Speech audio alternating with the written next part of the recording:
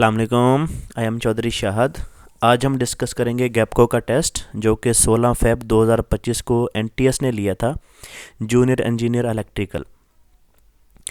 तो इस टेस्ट का जो है वो जनरल पोर्शन और टेक्निकल पोर्शन जो है वो हम इस में डिस्कस करेंगे इस वीडियो में। और इसमें जितने भी एमसीक्यूज़ हैं उनका कॉन्सेप्ट, उनकी जो है वो थ्योरी, और जितने भी टेक्निकल एमसीक्यूज़ हैं और जो जर्नल एमसीक्यूज़ हैं उनका सोर्स इस वीडियो में डिस्कस करेंगे। तो वीडियो को पूरा देखिएगा।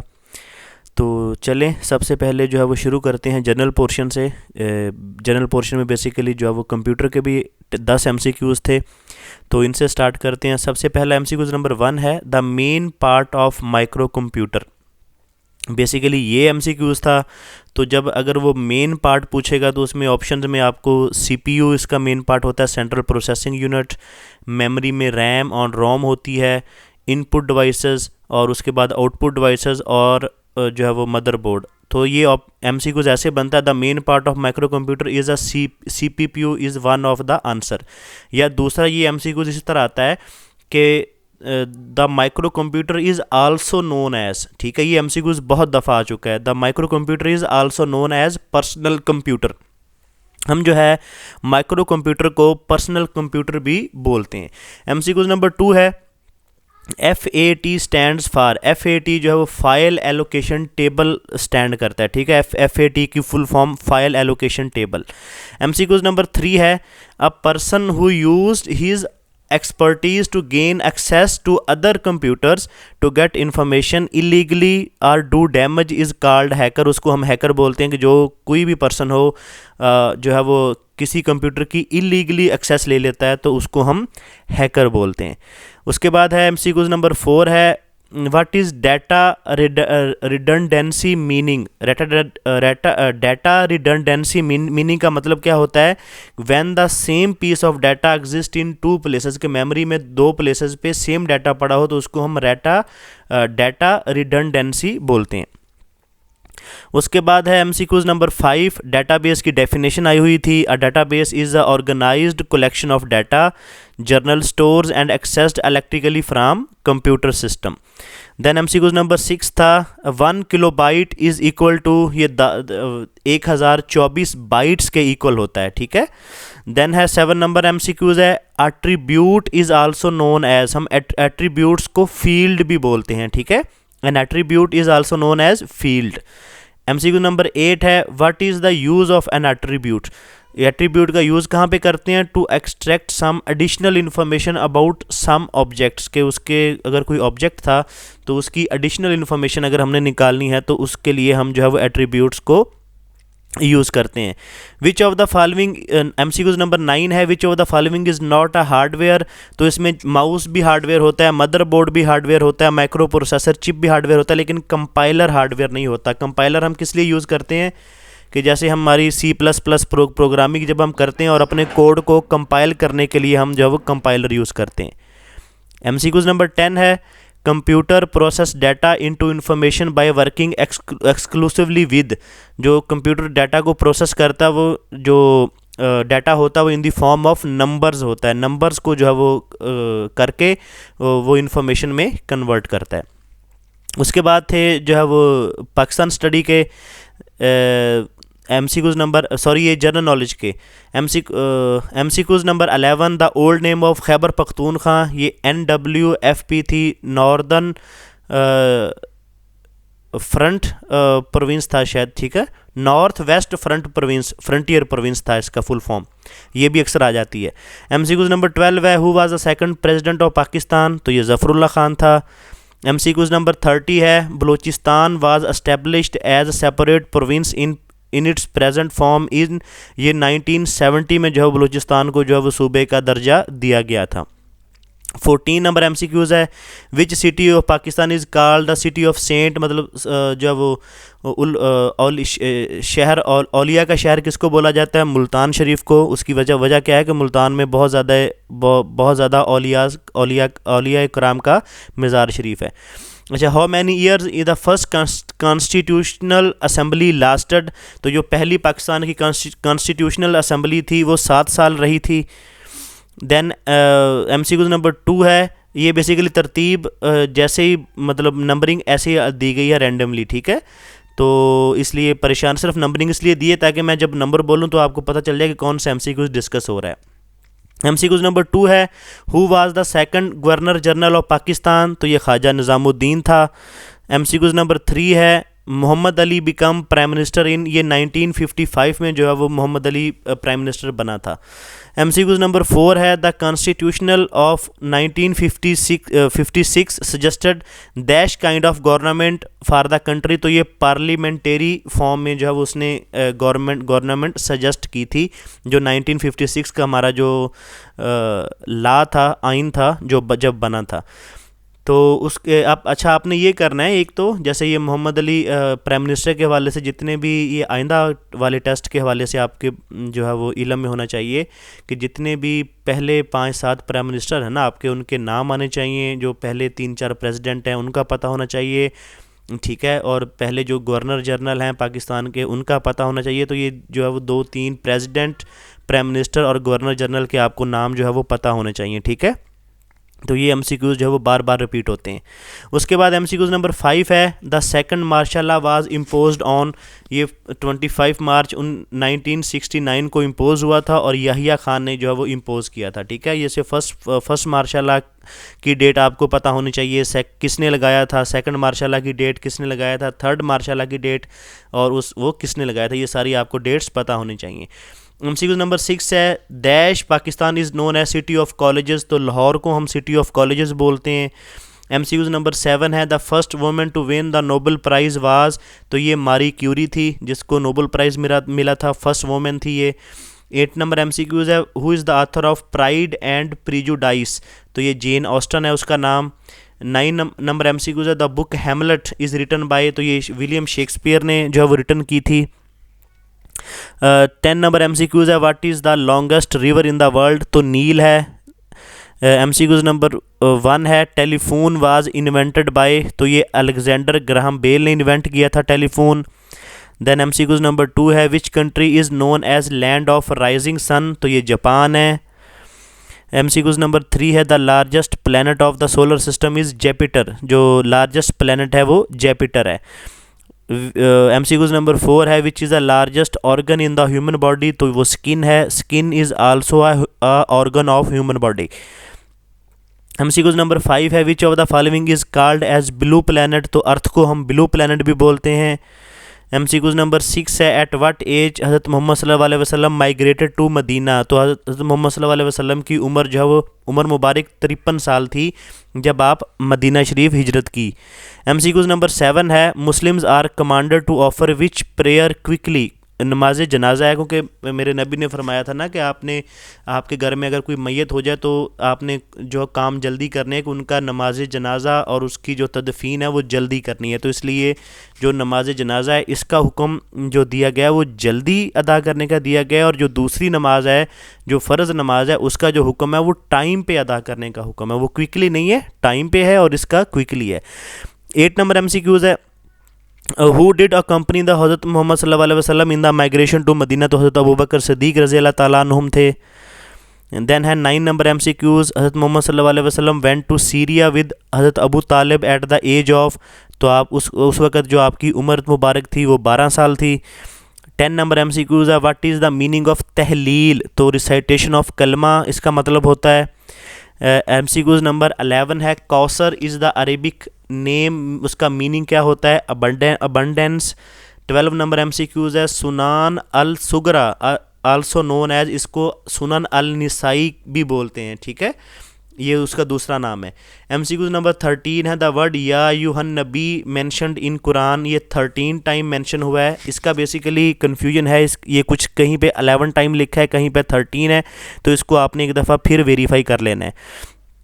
14 नंबर एमसीक्यूज़ है, ये करंट अफेयर्स में से था कि which Pakistani senator lead the delegation serving as international observe for Uzbekistan parliamentary election in 2024, तो सेनेटर इरफान सिद्दीकी गए थे।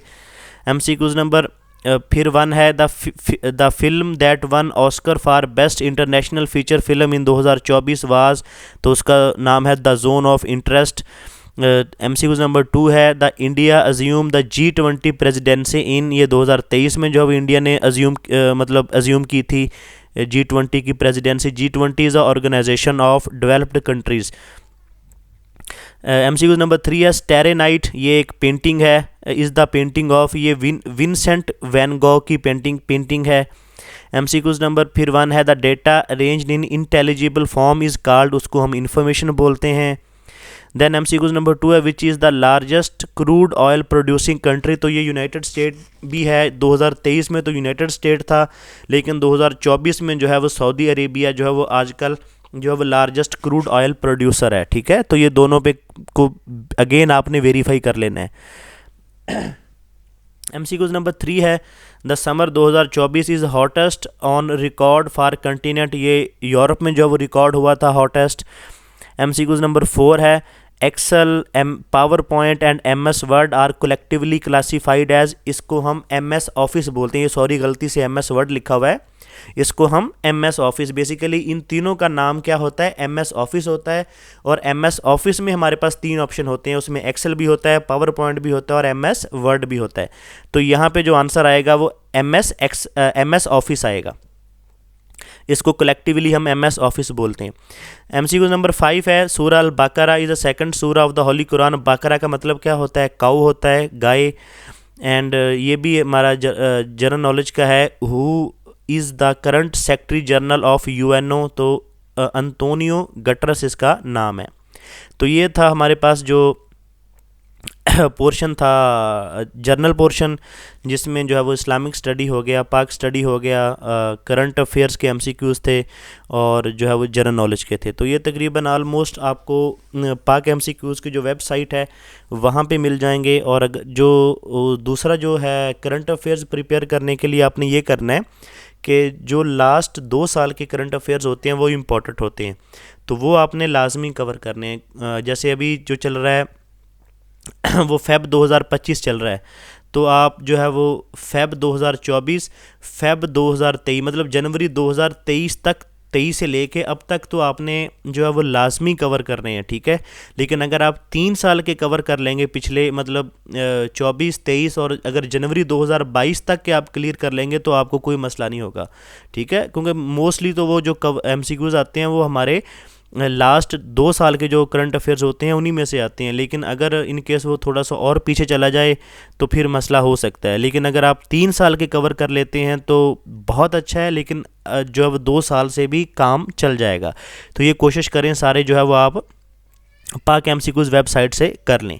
चलें इसके टेक्निकल पोर्शन पे जो है वो डिस्कस करते हैं। First of all MCQs number 1 है when fault occur in power system the zero sequence component of current become zero the type of the fault. तो हमें पता है कि ज़ीरो सीक्वेंस करंट क्या होता है, कि ऐसा करंट जो हमारी न्यूट्रल में से फ्लो करता है उसको हम ज़ीरो सीक्वेंस करंट बोलते हैं।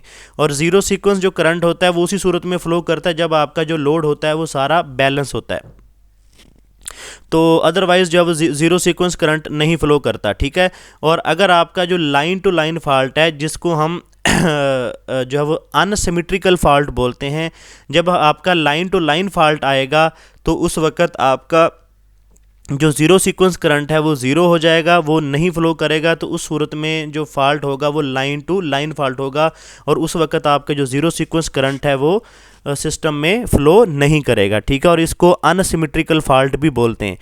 जैसे आपका line to line fault, line to ground fault जो हैं ये सारे आपके अनसिमेट्रिकल फॉल्ट हैं, और जो आपका ट्रिपल लाइन फॉल्ट है और triple line to ground fault है वो आपके सिमेट्रिकल फॉल्ट हैं दो। और जो आपके डेंजरस फॉल्ट होते हैं वो सिमेट्रिकल फॉल्ट होते हैं, क्योंकि सिमेट्रिकल फॉल्ट में आपके सिस्टम को बहुत ज़्यादा स्ट्रेस बियर करना पड़ता है।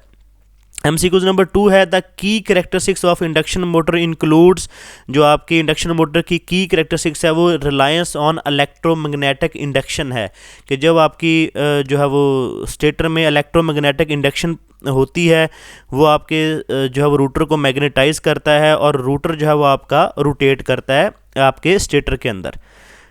देन MCQ नंबर 6 है ट्रांसफार्मर टर्न रेशियो डिटरमन, तो ये ratio of primary and secondary voltage determine करती है, ratio of primary and secondary current determine करती है, और इम्पीडेंस भी रिफ्लेक्ट करती है। तो ये 4 काम करती है आपकी, 3 काम करती है जो आपकी ट्रांसफार्मर की जो है वो टर्न रेशियो है, क्योंकि उसकी वोल्टेज रेशियो वोल्टेज के इक्वल भी होता है, रेशियो ऑफ करंट के इक्वल भी होता है, और इम्पीडेंस भी वो रिफ्लेक्ट करती है।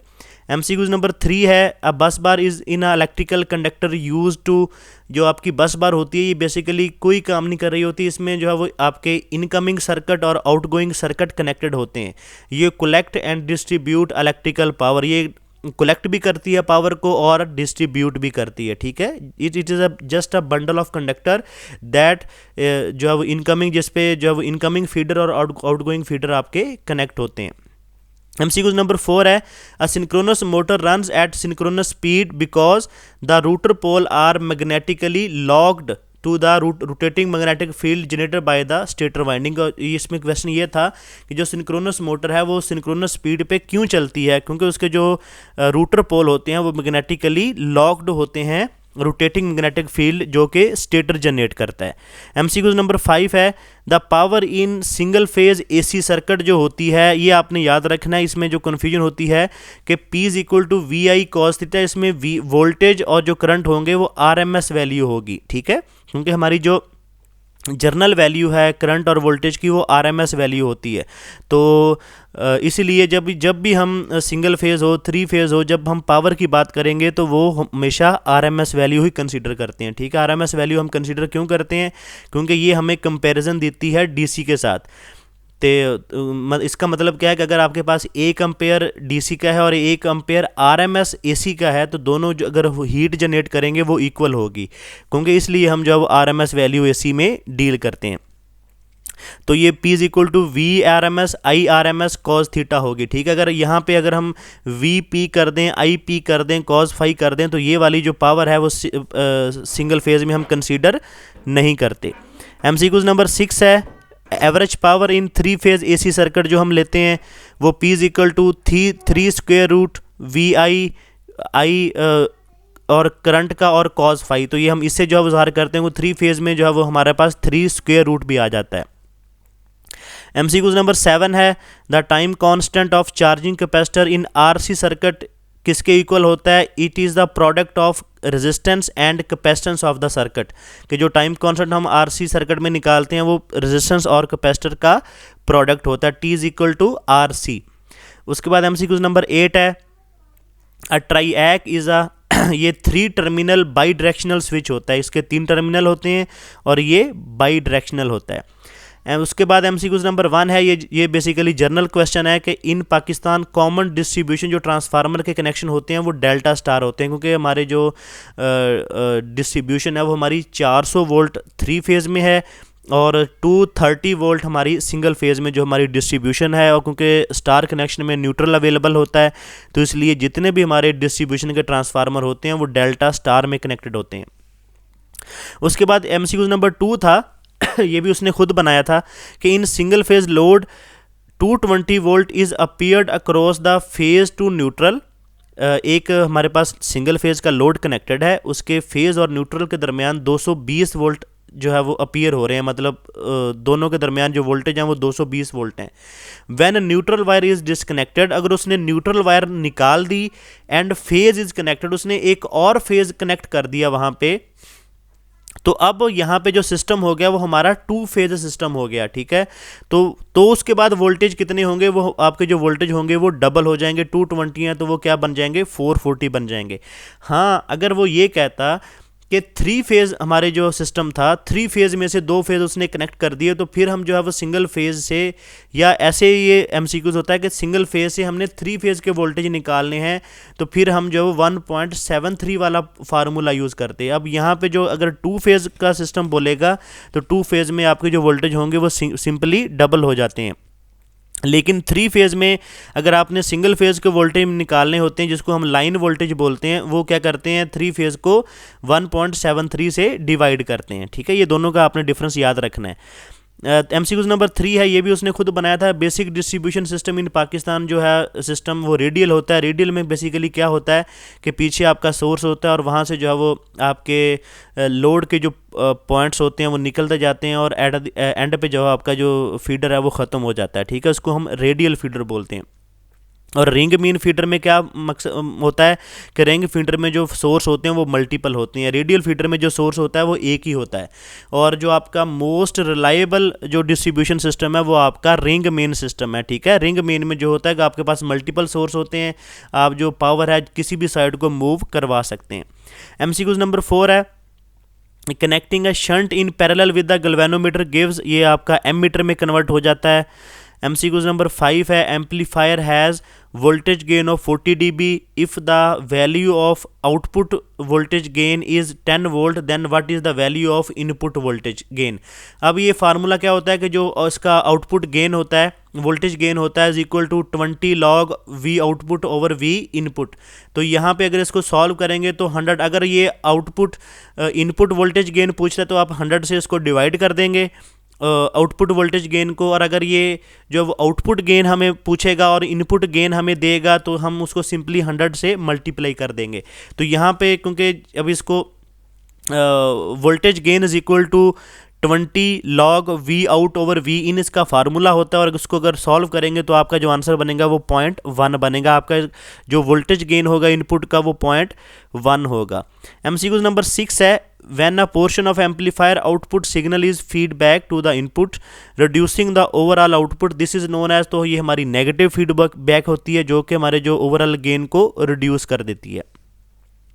MCQ नंबर 7 है, bus bar is used for ये transferring power from one system to another. ये जो बस बार है बेसिकली ये पावर को कलेक्ट करती है और डिस्ट्रीब्यूट करती है कि एक जगह पे transfer power from one system to another. Then MCQ number 8 है, ये बैटरी के चैप्टर से आए थे, जो चैप्टर नंबर 2 है हांडा का, कि cells are connected in series in order to, अगर हम सेल्स को सीरीज़ में कनेक्ट करेंगे तो इंक्रीज़ द वोल्टेज रेटिंग, उसकी जो वोल्टेज रेटिंग है वो इंक्रीज़ हो जाएगी। MCQ नंबर 9 है, cells are connected in parallel in order to, अगर उसकी हमने current rating increase the current rating, अगर हम उन सेल्स को जो है वो पैरेलल में कनेक्ट कर देंगे तो उनकी जो करंट रेटिंग है वो इंक्रीज़ हो जाएगी, क्योंकि सीरीज़ में वोल्टेज इंक्रीज़ होते हैं और पैरेलल में करंट इंक्रीज़ होता है सेल्स का। देन MCQ नंबर 10 था, in fuel cell dash energy is converted into electrical energy, तो केमिकल एनर्जी जो है फ्यूल सेल की जो है वो इलेक्ट्रिकल एनर्जी में कन्वर्ट हो रही होती है। देन MCQ नंबर 11 है, the value of specific gravity of acid when lead acid battery is fully charge, तो इसकी जो वैल्यू होती है 1.285 होती है। ये भी हांडा के चैप्टर नंबर 2 से आया था कि जो फुली चार्ज बैटरी की जो स्पेसिफिक ग्रेविटी होती है एसिड की वो 1.285 होती है। देन MCQ नंबर 12 है कि ये भी बेसिकली उसने ये पूछा था कि the specific gravity of electrolyte acid cell battery जब वो डिस्चार्ज स्टेट में होती है, तो जब डिस्चार्ज स्टेट में बैटरी होगी तो उसकी जो इलेक्ट्रोलाइट की ग्रेविटी होगी 1.1 to 1.15 के दरमियान होगी। देन MCQ नंबर 13 है, the capacity of battery is expressed in terms of, जो हम बैटरी की जो कैपेसिटी है वो एक्सप्रेस करते हैं वो अम्पेयर्स आर रेटिंग में करते हैं। उसकी रीज़न ये वाटेज में क्यों नहीं करते, क्योंकि जब वाटेज की हम जिक्र करते हैं तो वहाँ पे वोल्टेज भी होते हैं और आपका करंट भी होता है। तो जैसे जैसे बैटरी हमारी डिस्चार्ज होती है तो वो अपने करंट भी ड्रॉप करती है और हम आपका जो वोल्टेज भी ड्रॉप करती है। तो इसलिए जब उसकी जो रेटिंग है वो बहुत ज़्यादा डिक्रीज़ होती है जब वो डिस्चार्ज हो रही होती है, इसलिए हमारे पास हम उसके जस्ट अम्पेयर्स पे डील करते हैं, क्योंकि अम्पेयर में ये होता है कि उसके जो अम्पेयर होते हैं वो आलमोस्ट कांस्टेंट रहते हैं। ठीक है, जैसे हमें एक 100 AH की बैटरी, इसका मतलब है वो 100 अम्पेयर 1 घंटे के लिए हमें कंटिन्यूस बैटरी पर जो है वो हमें प्रोवाइड करेगी। ठीक है, लेकिन उसमें ये हमें वोल्टेज की गारंटी नहीं देते कि वोल्टेज भी उसके कांस्टेंट रहेंगे, वोल्टेज उसके डिक्रीज़ होना स्टार्ट हो जाते हैं। तो इसीलिए हम उसकी जो बैटरी है वो कैपेसिटी है वो अम्पेयर आर में हम प्रेफर करते हैं। 14 नंबर MCQ था, power factor can be mathematically expressed as, तो इसको ये जो पावर फैक्टर होता है इसका फार्मूला क्या होता है, it is a ratio of active power to the apparent power. MCQ number 15 है कि voltage across the inductor, what is the voltage across inductor, क्या होंगे जब उसकी इंडक्टर की वैल्यू 0.02 हेनरी है और उसमें जो फ्लक्स है फ्लक्स पर टाइम तो है वो 150 वेबर पर सेकंड है। तो सिंपली आप इसका फार्मूला होता है V is equal to L D phi over D T. तो जब 150 को 0.02 से मल्टीप्लाई करेंगे तो आपके पास जो वोल्टेज आएंगे वो 3 वोल्ट आ जाएंगे। एमसीक्यूज नंबर 2 है ultra capacitor are X. Basically यहाँ पे था एमसीक्यूज था कि why we prefer ultra capacitor in place of the battery. हम बैटरी की बजाय अल्ट्रा कैपेसिटर को क्यों प्रेफर करते हैं चार्जिंग और डिस्चार्जिंग के या एनर्जी स्टोर करने के लिए। उसकी रीज़न क्या होता है, जो अल्ट्रा कैपेसिटर होते हैं वो extraordinary well suited to any application that accept frequent charge and discharge cycle. कि इनके जो चार्जिंग के और डिस्चार्जिंग के साइकिल होते हैं वो ज़्यादा होते हैं। उसके बाद एक्सट्रीम ऑपरेटिंग टेम्परेचर पे ये काम कर सकते हैं, जहाँ पे टेम्परेचर बहुत ज़्यादा हाई होगा। अगर बैटरी का टेम्परेचर हाई हो गया तो उसकी जो एफिशिएंसी है वो कम हो जाती है। उसकी रीज़न ये कि उनके जो इलेक्ट्रोड्स की जो रेजिस्टेंस है वो भी टेम्परेचर पे डिपेंड कर रही होती है। उसके जो इंटरनल रेजिस्टेंस है वो बहुत ज़्यादा इंक्रीज़ कर जाती है बैटरी की, तो उसके लॉसेज इंक्रीज़ हो जाते हैं। उसके बाद rapid discharge of high amount of energy. अगर आपको जो है वो हाई एनर्जी चाहिए रैपिडली, तो ये भी आप जो अल्ट्रा कैपेसिटर हैं ये आपको प्रोवाइड करते हैं, लेकिन ये बैटरीज जो है वो इस तरह प्रोवाइड नहीं करती। तो इसलिए हम जो है वो अल्ट्रा कैपेसिटर जो होते हैं वो प्रेफर करते हैं एनर्जी स्टोरेज के लिए, कि उनके चार्जिंग और डिस्चार्जिंग के साइकिल होते हैं वो ज़्यादा होते हैं, वो हाई टेम्परेचर पर काम करती हैं। तो ये सारे आपके एडवांटेजेस हैं अल्ट्रा कैपेसिटर के। देन एमसीक्यू नंबर 3 है at resonance the value of power factor in LRC series circuit. जो जब भी रेजोनेंस की बात होगी, भले वो सीरीज सर्किट हो पैरेलल सर्किट हो, तो आपका जो पावर फैक्टर होगा वो हमेशा यूनिटी होगा। उसकी रीज़न क्या होती है कि जब हम सीरीज सर्किट रेजोनेंस की बात करते हैं तो उसमें XL is equal to XC हो जाता है, मतलब जो कैपेसिटिव रिएक्टेंस है वो इंडक्टिव रिएक्टेंस के इक्वल हो जाती है। तो इस वजह से जो पावर फैक्टर है वो आपका यूनिटी हो जाता है। देन एमसीक्यूज नंबर 1 है the main advantages of crystal oscillator is that. उसका हमें एडवांटेज क्या है, इसमें बेसिकली 2 एमसीक्यूज जो है वो बहुत दफ़ा आते हैं। एक के main advantage of crystal oscillator क्या होता है कि वो कांस्टेंट फ्रीक्वेंसी प्रोवाइड करता है, और दूसरा एडवांटेजेस है क्रिस्टल ऑसिलेटर का ये स्टेबल ऑसिलेटर है। ठीक है, ये 2 एमसीक्यूज बहुत दफ़ा रिपीट होते हैं टेस्टों में। ये बेसिकली आपके स्मार्ट सीरीज से भी मिल जाएंगे कि main advantages of crystal oscillator is that output is a constant frequency and stable oscillator. एक और एमसीक्यूज आया था, वो यहाँ पे सॉरी मैं उसको ऐड करना भूल गया। वो ये था कि हम सीमेंट इंडस्ट्री को जो पावर प्रोवाइड करते हैं वो कितने केवी में करते हैं, और उसका जो आंसर था वो 11 केवी था, और उसमें जो ऑप्शन में जो 132 केवी भी था। अब आपने याद रखना है जो पाकिस्तान है यहाँ पे हम किसी भी कंज्यूमर को जो सप्लाई देते हैं वो 132 केवी में नहीं देते, हम उनको 11 केवी में देते हैं। जो 132 केवी है मतलब एनटीडीसी जो डिस्कोज को सप्लाई करती है पावर, जिसको हम प्राइमरी डिस्ट्रीब्यूशन बोलते हैं, सॉरी सेकेंडरी ट्रांसमिशन जिसको बोलते हैं, वो हमारी 132 केवी में 132 केवी में एनटीडीसी डिस्कोज को सप्लाई देती है, और डिस्कोज जितने भी हमारे कंज्यूमर हैं उनको जो है वो 11 केवी में जो है वो सप्लाई देती है। ठीक है, जिसको हम 11 केवी को हम प्राइमरी डिस्ट्रीब्यूशन बोलेंगे, और जो 400 वोल्ट हैं उसको हम सेकेंडरी डिस्ट्रीब्यूशन बोलेंगे। और जो हमारी 220 केवी है, 500 केवी है, और उसके बाद 765 केवी है एसी, तो इसको हम प्राइमरी ट्रांसमिशन वोल्टेज बोलेंगे। ठीक है, तो ये जो पाकिस्तान में हम जो करते हैं डिस्ट्रीब्यूशन करते हैं वो सारी 11 केवी में करते हैं। ठीक है, एमसीक्यूज नंबर 2 है for good stability the tuned circuit should have. तो उसकी जो हाई क्वालिटी फैक्टर है उसका हाई होना चाहिए। तो गुड स्टेबिलिटी के लिए उसकी जो क्वालिटी है should be high. MCQs number 3 है in ideal operational amplifier the value of input impedance होती है वो इन्फिनिटी होती है। याद रखना आपने कि आइडियल ऑपरेशनल एम्पलीफायर की जो इनपुट इम्पीडेंस है वो इन्फिनिटी है, आउटपुट इम्पीडेंस उसकी जो है वो 0 होती है। ये आपने याद रखना है। अच्छा, इसको रट्टा लगाने का फार्मूला क्या है कि जैसे इनपुट में आई आता है और इन्फिनिटी में आई आता है, तो इसलिए आपने ऐसे याद रख सकते हैं इसको कि जैसे ही इनपुट आएगा आई आपके जहन में आया तो इसका मतलब इन्फिनिटी है। आउटपुट है, आउटपुट में ओ आ गया और 0 में जो है वो आपका ओ आता है, तो इसका मतलब है जब आउटपुट इम्पीडेंस होगी आइडियल ऑपरेशनल एम्पलीफायर की तो वो 0 होगी। ये आपने याद रखना, ये इसका रट्टा लगाने का आसान तरीका है, और ये एमसीक्यूज बार बार आता है। और अब इसको क्योंकि अब इसका कोई फार्मूला तो है नहीं, सिंपली आप इनपुट है आई से शुरू हुआ इन्फिनिटी, आउटपुट है 0 से शुरू ओ से शुरू हुआ, ठीक है, और 0 में भी ओ आता है, ठीक है। तो ये इस तरह आप इसको रटा लगा सकते हैं। देन एमसीक्यूज नंबर 1 है कि BJT transistor the relation between alpha and beta. Basically इसमें दो रिलेशन होते हैं अल्फा बीटा के। Alpha is equal to beta over 1 plus beta और beta is equal to alpha over 1 minus alpha. तो ये दोनों रिलेशन बार बार एमसीक्यूज में आते हैं। देन एमसीक्यू नंबर 2 था the area under the load curve gives. ये जो एरिया होता है लोड कर्व के अंदर वो एनर्जी कंज्यूम हमें प्रोवाइड करता है। एमसीक्यू नंबर 3 है which component connects the distribution to the which component connects the substation to the area where power is to be distributed. तो वो फीडर होते, जो आपके फीडर होते हैं वो बेसिकली सब स्टेशन को डिस्ट्रीब्यूशन के साथ कनेक्ट करते हैं। जैसे यहाँ पे हम पाकिस्तान की बात करें तो जितने भी हमारे 132 केवी के जो सब स्टेशंस हैं वो हमारे 11 केवी फीडर के थ्रू जो डिस्ट्रीब्यूशन ट्रांसफार्मर्स हैं वहाँ पे उनके साथ कनेक्ट होते हैं।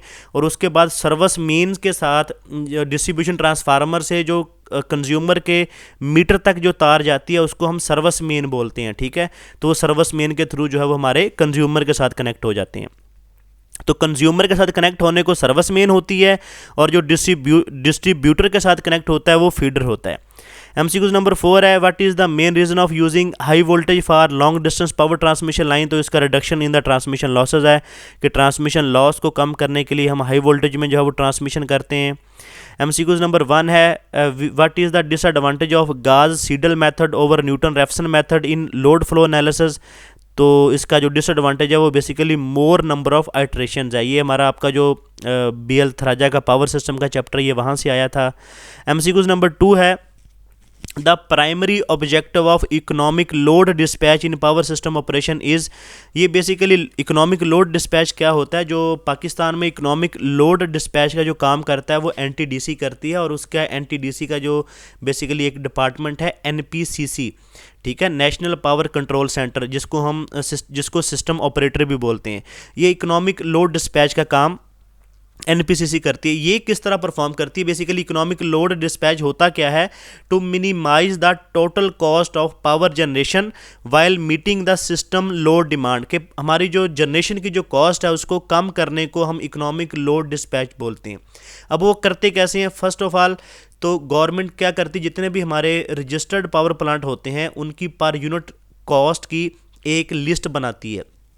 और जो सिस्टम ऑपरेटर है वो क्या करता है कि सबसे पहले जिसकी पर यूनिट कॉस्ट कम होती है वो प्लांट चलाता है, ठीक है।